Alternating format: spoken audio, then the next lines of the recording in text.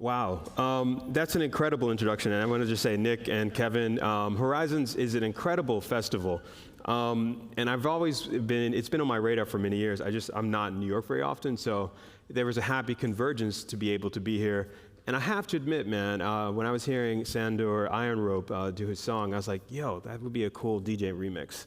So you might hear bootleg, although I always honor folks, so I try as much as possible. But that was an incredible testimonial. So I want to begin my discussion. We're going to do a quick overview of some of the issues I'm going to be grappling with, and then we're going to pivot to a question and answer. So here we are, 2022, and Horizons being Horizons, you have to imagine that we're in this era where we're at a critical moment in both human evolution and above all the way it's now easier to think about the end of the world than to think about the end of capitalism. And so when you start to really unpack the notion that the human sense of agency in this Anthropocene era, how human activity has radically transformed the world, it's been almost 80 years since Albert Hofmann invented LSD and rode a bicycle in the Swiss Alps. It's been almost a century plus since the philosopher William James coined the term the multiverse. And then if we fast forward and then rewind back to ancient Greek history, even the term psyche, it's the root word of psychedelic, it's a goddess of the soul. And if you think about these ancient Greek myths, it's a goddess with butterfly wings. So to me at least, this conference, the gathering, the exchange of information, it's not every day you have a global DJ going after an Indian shaman. You know, it's very cool.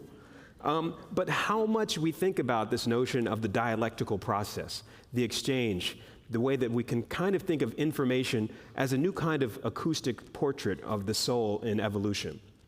So the term psychedelic, to me at least, comes from so many of the issues that linger over the digital discourse of our time. We're now in a data-driven society.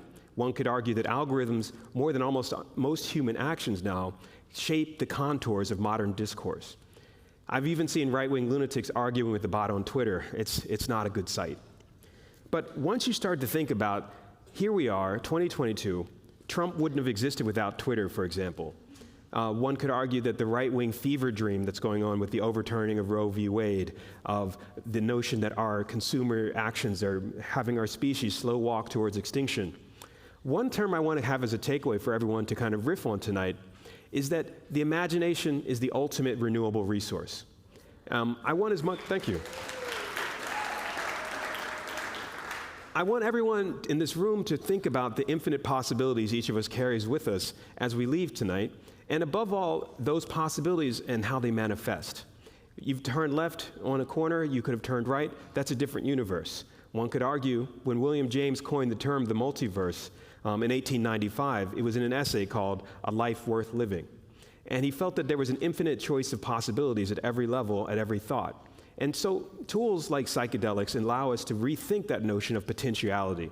And that's what I celebrate today, especially going on after Sandor Iron Rope.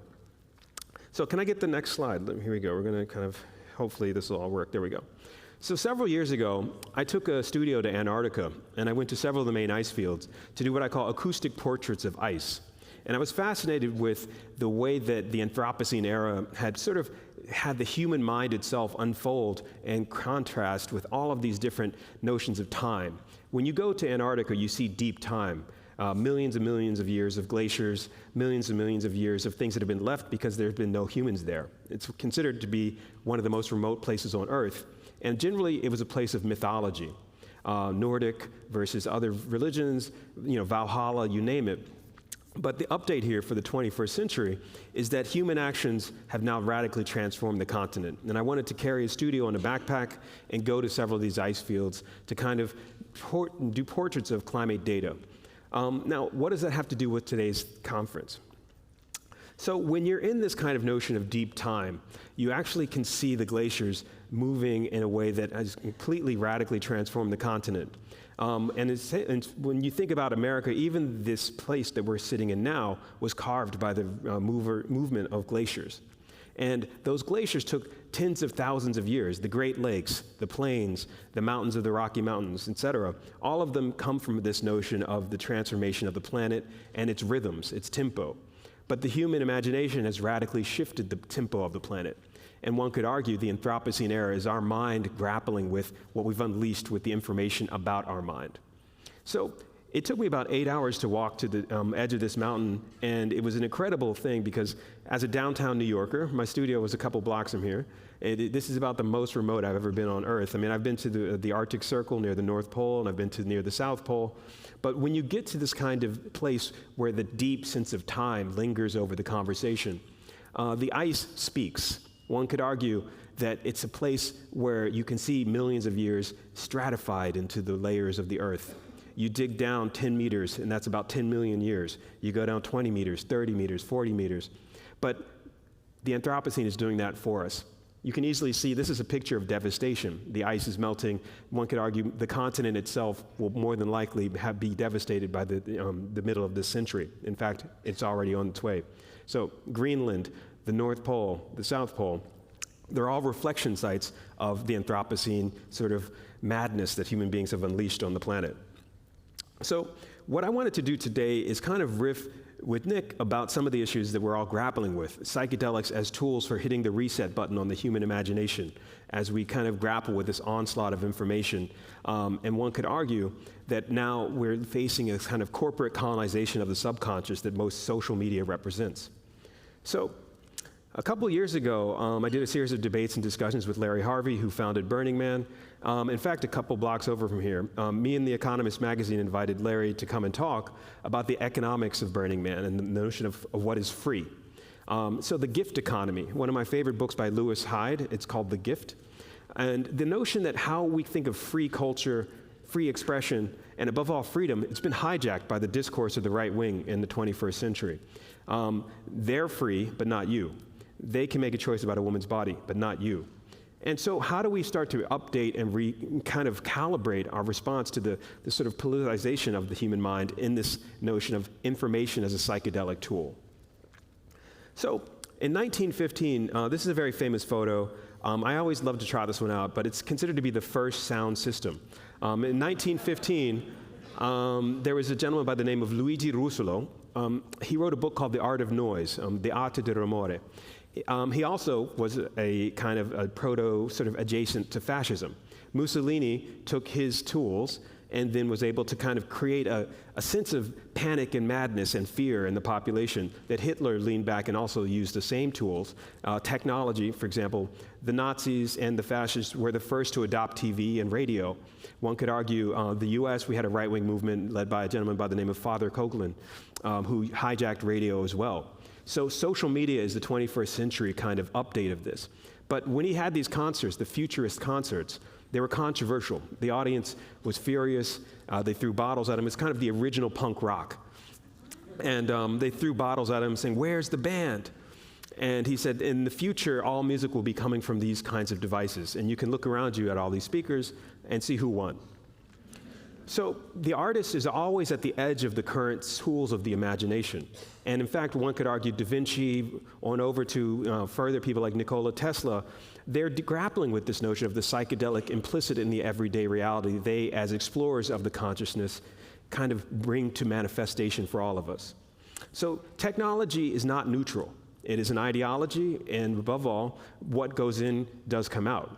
There's an incredible film called The Social Dilemma on Netflix, if you haven't seen it, that's done by Jeff Orlovsky and Tristan Harris for the Society for Ethical Technology. If you haven't seen it, it's a pretty brilliant film. But there's another film Lucy Walker just did recently about Michael Pollan, and it's about the idea of microdosing. To me, at least, at the moment, here we are in 2022, seeing radical storms, massive droughts, massive floods, fires, you name it, but the political systems don't match. And how do we, as creatives, as people with a stakehold in the narrative transformation of a data-driven society, how do we give people better tools to reimagine what is possible? So I want to just kind of leave that in the air over the conversation here, and then call up a friend of mine, George Clinton. Now, if you don't know George Clinton, his most famous band was called Parliament Funkadelic. And so he's now a painter, and when he started doing all this kind of psychedelic painting, he said, "Paul, I want to do this kind of psychedelic painting. You're into that art stuff, right?" And I was like, okay, yeah, I'm into art, let's talk. And so in the 70s, he used to get out of his spaceship, and they would call that a concert. Now, if you were at the same time, the Doors were doing stuff in the 60s. Jim Morrison had a famous phrase, "Welcome to planet Earth, no one gets out of here alive." I'd love to think of that as a remix of something that George Clinton would say, just tear the roof off the sucker. So he's now, he has an exhibition coming up that I helped produce, and it's called Light Years. And then we're also going to be calling it Space/Time. But him and Sun Ra were two of the sort of prototypes for Afrofuturism, and one could argue that here we are in the 21st century, where these ideas of the future has layered itself, and the future isn't what it used to be. So, to me at least, these guys sort of changed the course not only of pop culture, but the notion of how psychedelics could be implicit in the everyday reality of the world around us. His concerts generally were, he had Sly and the Family Stone open for him. Those are concerts, besides from Hendrix, I was too young, I wasn't around, but these are shows that I just kind of wish I could actually invent a time machine to go back and check out. But when you think about that idea of the funkadelic, the idea of Afrofuturism, Sun Ra, noise, all of these things have kind of converged in our time in a way that we're now in a kind of a nonlinear relationship to culture itself, and that is sampling, collage. One could argue DJ technique has now become the vocabulary of the global sense of consciousness. So a little while ago, I had a concert at the Acropolis, and I got the Greek government to allow me to project Birth of a Nation throughout the ruins. And when I was in negotiations with the government, they're like, but why do you want to play a KKK film at the Acropolis? And, I was like, well, that's a good question. You guys are Greek, you got comedy, tragedy, and they're like, oh, I get it, okay. So I remixed this crazy film, Birth of a Nation, but the original score was done by Wagner. It was appropriations of Wagner. Now, many of you may have heard Wagner's Flight of the Valkyrie, for example, in the film Apocalypse Now, where these US helicopters come and start dropping bombs on the Vietnamese. It's an incredible scene in the movie. But when they were thinking about that, Wagner has this notion of epic lyricism. And in fact, one could argue he coined the term Gesamtkunstwerk, which simply means total artwork. Now, I know that we've had a long day of dealing with the idea of medicine, psychedelics, all of these issues. But to me, at least, information and how we use information is one of the most powerful tools human beings have ever made. Whether you were a painter in the caves of Lascaux, hundreds of thousands of years ago, we've always tried to use this notion of the narrative space around us. You go to a cave, you might have taken mushrooms, you might have taken ayahuasca, you draw a painting of a horse running across a plain, and no one will see that except with the sound in the cave, and then you might have taken a certain substance to manifest that. So too with the theater that the ancient Greeks were dealing with. So I thought it was a wild thing. I walk on stage and there's about 5,000 people in the audience. And I say, hey everybody, thanks for coming to the show. I'm the first DJ to play here in like 3,000 years. Thanks. And so how we, with gatherings like this, give people better tools to reimagine the potential, that's a kind of a riff I'm going to keep going back to. Now, this is broccoli. It's radicchio broccoli, and if anybody's into vegan culture, it's quite tasty. But it's also pure math. Anyone who's out there who's been on a certain series of psychedelics might have seen this in your visions. But there's the notion that math and nature have this implicit overlap. Now, what you're seeing here is this. It's a fractal, it's a Benoit Mandelbrot set, but in nature. And it's an incredible thing that math and nature have this powerful sense of immersive overlap. When I worked on my book in Antarctica, it was called The Book of Ice, what I did was I worked with Brian Greene, who's a legendary experimental physicist at Columbia University, and his most famous book is called The Elegant Universe. Now, I want to wrap up with that because we're going to do a quick question and answer with Nick here, but the elegant universe is this notion of multidimensionality, of being able to explore and rethink the physics of presence, how we grapple with these kinds of new informations that psychedelic culture, one could argue, has now implicitly overlapped with. For example, everyone in this room probably has a cell phone, I'm going to guess, and you more than likely also have a computer. But guess what? Steve Jobs, when he was working on early Apple, was also into psychedelics. And in fact, most of Silicon Valley, when they were beginning the journey that we're now in this sort of digital narrative, many of them were informed by psychedelic culture. So with that being said, I just want to wrap up with saying, what I'm showing you guys are just quick slides here, and the books, everything I'm dealing with is what I firmly believe is open source. When I worked in Antarctica, I worked with Dartmouth University's Cold Regions Research Labs. All the data and the scientists that we worked with is on my website. It's djspooky.com. George Clinton's show is going to be coming up, and it's about psychedelics and, again, Afrofuturism and the philosophy of the funk. So with that said and done, I just want to kind of wrap up there. That's the last slide. And so thank you guys so much for having me, and then we'll just do with Nick now. All right, thanks. All right. So hey, Nick, how you doing? Pretty chill. All right. I'm sober, chill. I feel like you're the reincarnation of Pythagoras. Wow. Okay. Yeah, right? Okay. That's what student loans get you. That's my new DJ name, Yeah. DJ Pythagoras. DJ There Pythagoras. we go. I was thinking maybe the Iron Joker might be another one. One thing that I definitely wanted to lead off asking you about is, what was your story growing up about drugs in general and psychedelics in particular? And I ask this because I know growing up, the scar tissue of the drug war was in a way scar tissue on my mind. Like I saw drugs primarily on the devastation. I was born in New York, so I saw the devastation here on the streets. So I was just wondering, what story did you grow up with in DC about drugs and then psychedelics in particular? Okay, well, let's unpack. That's a couple multi-part question here. So growing up in Washington, D.C., first and foremost, we had Mayor Marion Barry. If you don't remember Mayor Marion Barry, he had a personal beef with Ronald Reagan, and Reagan had a sting on him where they sent in hookers and said, why don't you smoke some crack? And so they got him in jail, and he got, so it was the mayors of the Capitol smoking crack. I was like, why didn't you just smoke weed? Could have kept it. But the drug war at that time was incredibly weaponized against people of color, and still is, obviously. And in fact, the Biden administration just pardoned people for minor weed offenses, which I think is great. There's an implicit everyday situation where your body is being policed and your choices and decisions are being policed. As an African American, you walk down the street, there's a high degree of uncertainty whether the cops can kill you, pull you over, whatever. But growing up in DC, it was a predominantly black police force as well. So my dad was dean of Howard University's law school, and my mom was a historian of design. And so I grew up near DuPont Circle, which was kind of a quirky, it's kind of like the Haight in San Francisco or what the Washington Square would have been years ago. But yeah, everybody was smoking weed in the park. The homeless dudes would be smoking weed, playing chess, and were brilliant. They were such good chess players, and they were all tripping or smoking. So I love chess, and these guys were incredibly fast, and they could prefigure every move you were going to make. Like you move a pawn, and they're like, game over, you're done.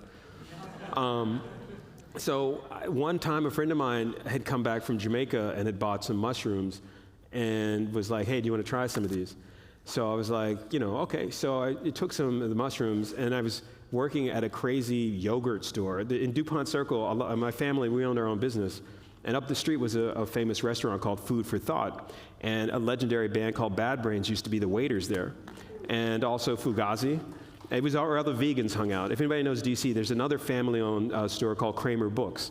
So their family, my family knew each other, and the family that owned Food for Thought knew each other. So the kids of the families, they were, they were like, hey, try some mushrooms or whatever. And I remember this explicitly, when the mushrooms started kicking in, I was like, whoa, and I started walking around downtown DC. And you walk through DC at that time in the ancient 90s and 80s and so on, you would have seen ruins. The federal buildings had this incredible, totalitarian vibe. The Smithsonian itself looked like, I saw Star Wars there when it premiered at the Air and Space Museum. So that was like walking through DC feeling like, wow, just this incredible vividness of the federal buildings. That was my first experience. I think summer 88, 89, something like that. Did you want to burn the buildings down to be free or No, I was thinking of crazy movies like Planet of the Apes or some shit, where just this incredible vistas of possible histories. And there's a famous scene where Lincoln is sitting there. Yeah. In fact, we got Lincoln back here, where he's been remixed, and there's this whole science fictional thing. So psychedelics and science fiction kind of overlapped for me a lot, because DC feels like living science fiction or something. Yeah, when you describe that, it sounds almost as if you were doing with storytelling what the chess players on weed were doing in the park. Like you were just seeing new angles, mixing strategies, figuring new things out in your mind. And that kind of actually made me want to know, how did psychedelics, if they did, how did they shape your art, your relationship to art? Yeah, I mean, DJ culture is one of those quirky areas where, first and foremost, I collect vinyl, and I grew up. Oh, she's got. I grew up near, like I said, DuPont Circle, and there was a bunch of really good bookstores, and they were all family-owned. So again, the other kids at the other bookstores knew me a lot. So if I went into P Street Books, which is if anybody, again, let me know. This is all very specific, like a block or two over from one another. They were like, oh, Paul, we got some new science fiction. Check out this book called Dune. It's about this. It's called, you got spice.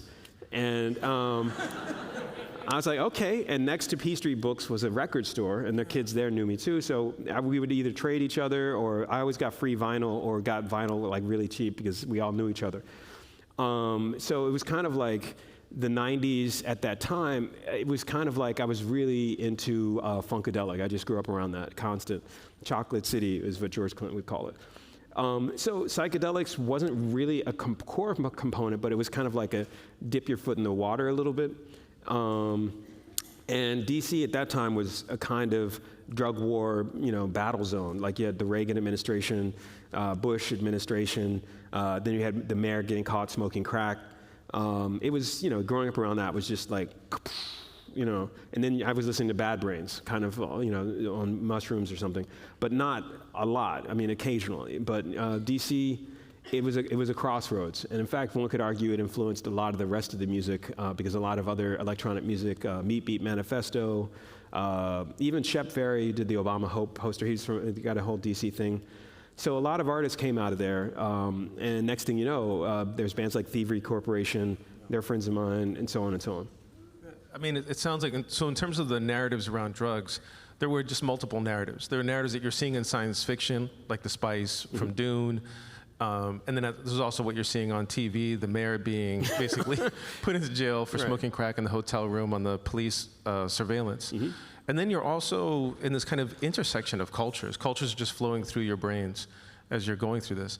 And it did actually make me curious about, you wrote a book called Rhythm Science, and when I was reading your book, it felt like the soul of a composer on the page, and I was reading how music became a prism that you were using to look at culture. And I was curious, how does this present moment sound to you?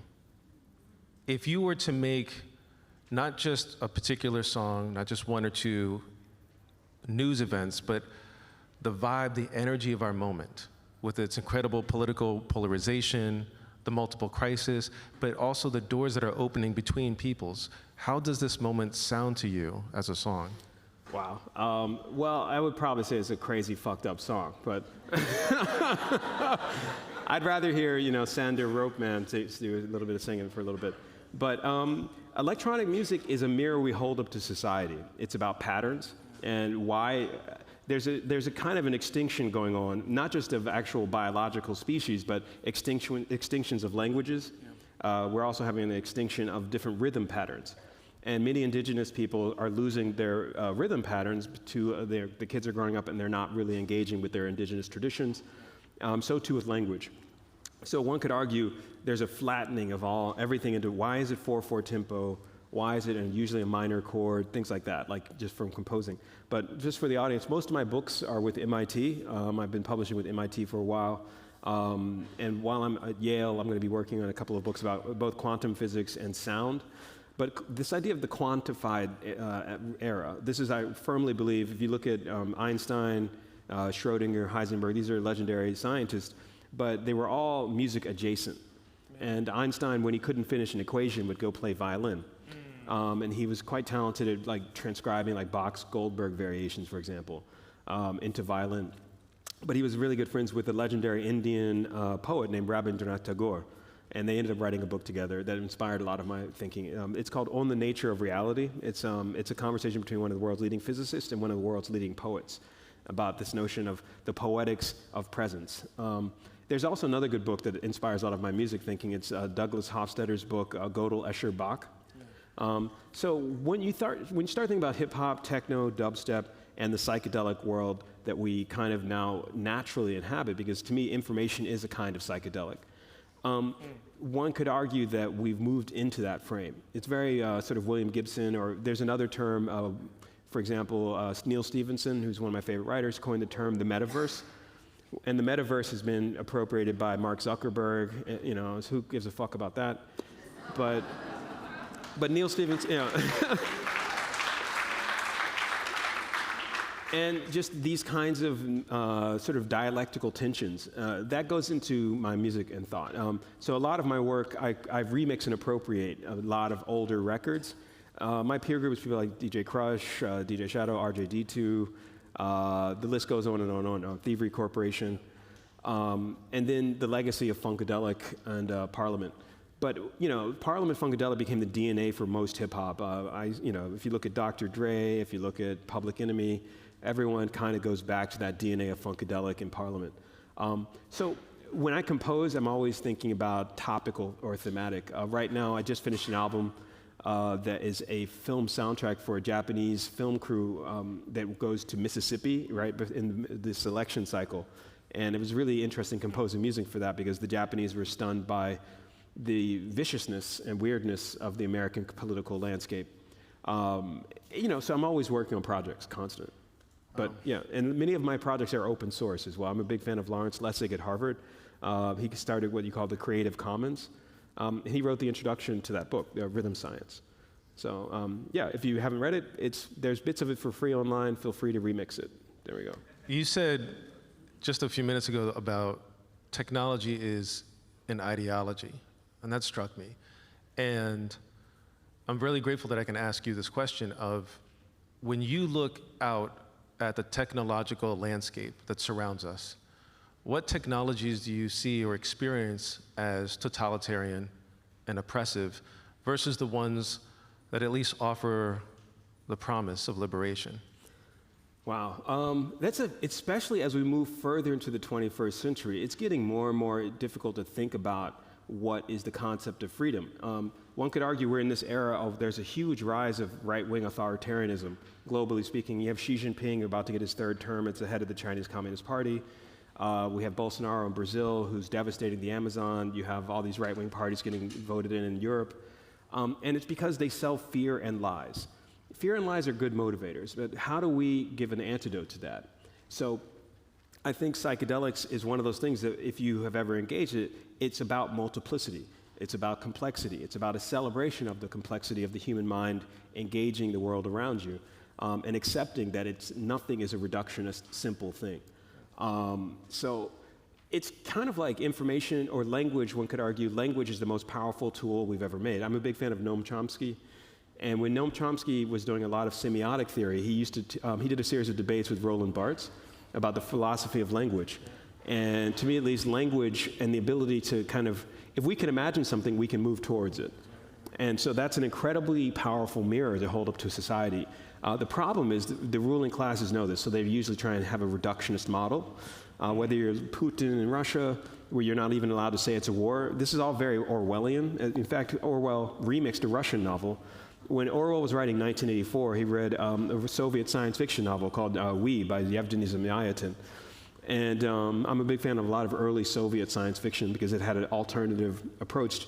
But amusingly enough, Aldous Huxley, all of these guys, you know, are looking at the management of the human psyche under a system that's meant to coddle you to the point where you're not even aware that you're kind of in the matrix, all puns intended there. So The Matrix as a film, one of my favorite recent films is Christopher Nolan's Tenet. The story is going forwards and backwards. And I really enjoyed Christopher Nolan's first film, Memento, where the character can't remember anything. He has to keep writing on his skin. And then someone starts erasing phrases from his skin, and his memory starts getting crazy. It's a really cool film, if you haven't seen it. But here we are. And the era for sort of totalitarianism, that's actually old news. One could argue your average Facebook post has more data points on you than the Stasi would have had at the height of the Eastern German, you know. So we're very deep in an already authoritarian, totalitarian, now sort of, we even need to coin a new term, post-totalitarian or meta-modern or something. But we're already under immense amounts of surveillance. And so thus, it's how do we create new realms to counter that? So when you say freedom, I'm like, that's a kind of a 19th century thing. Like we're way, we need to update, yeah. Do we need to be like free from freedom? That's a good one. That's kind of an Orwellian poster too, kind of thing. Like, war is peace. That's what Putin would say right now. It's like it's a special military operation. No, I put it on my son's bedroom. Yeah.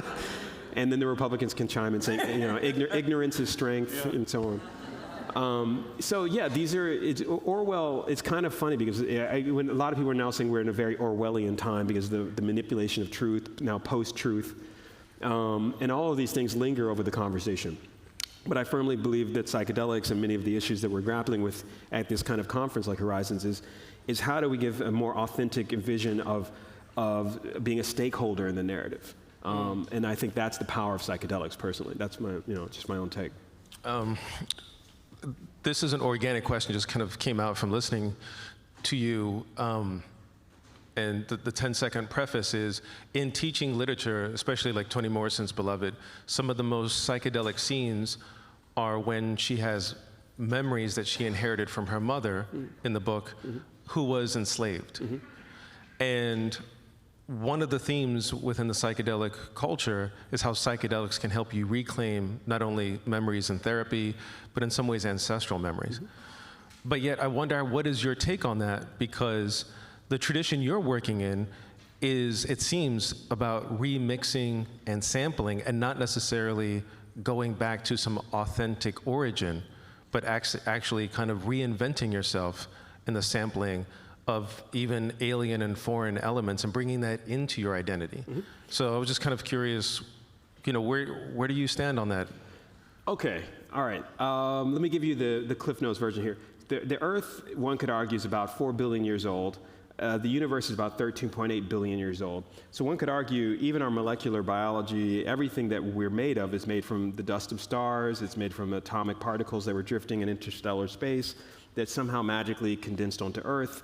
And I'm not trying to sound like anything that, like, what's that guy's name, that lunatic Scientology guy where you have to sign a billion-year contract? What's his name? L. Hubbard, yeah. Yeah. You're going to finish this up. Okay, we got to wrap up. But go full call. Yeah. So 13.8 billion year experiment that we are living. When you take psychedelics, it allows you to get a little bit more of a dimensionality to that, which one could argue the brain chemistry, the electromagnetic fields in the mind, and so on. All of those condition your sense of like the tension between context and content. So here we are. And I think that as we move further into the 21st century, we're going to be seeing a tremendous amount of innovation right now around how we can kind of reset these issues. So authenticity, to me at least, everything is a remix. Our bodies are a remix, the fucking planet's a remix, the fucking, the solar system's a fucking remix. So, like, everything can be changed. Let's leave it at that. Everything can be changed.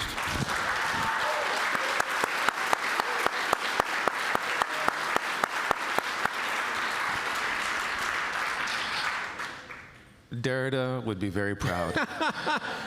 And by the way, we should have a Horizons remix shirt, maybe like "Fuck Trump" or something. Yeah. But thank you guys so much. What a wonderful conference. Yeah. It's very life affirming. Thank you for having me. Thank you, Paul Miller. Thank you.